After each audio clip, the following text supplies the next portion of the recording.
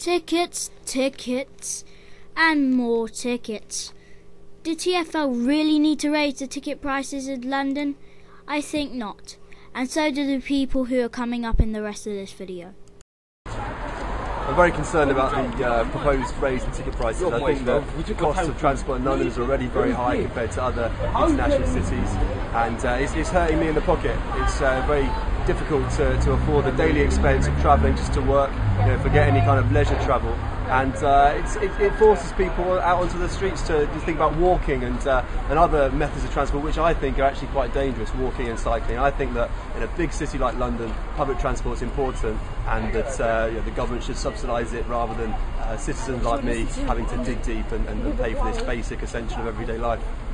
I'm really upset that the train prices have gone up because my parents really can't afford it. I think it's pretty disgraceful, really, that transport prices are being raised in London. Obviously, London is already a city which is far more expensive to live in than any other cities in the United Kingdom, and that's not necessarily reflected in pay for most workers. So, for example, key workers such as nurses, doctors, teachers are not paid very much more at all for living in London. And the fact that things like transport prices keep on being raised means that teachers won't necessarily want to continue to be in London, which means that there will be a dearth of education facilities within the capital, and we'll really see standards falling.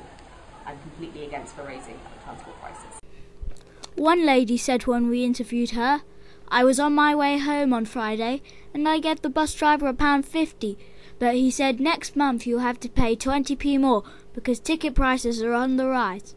I am infuriated with TfL. Don't raise the ticket prices," she exclaimed. The question is, why are TfL raising the ticket prices? Inflation, you might ask? Lack of money?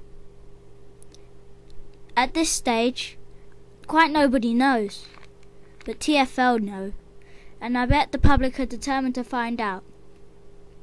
With that, this is Dyon with BBC School Report, signing out. And thank you for listening.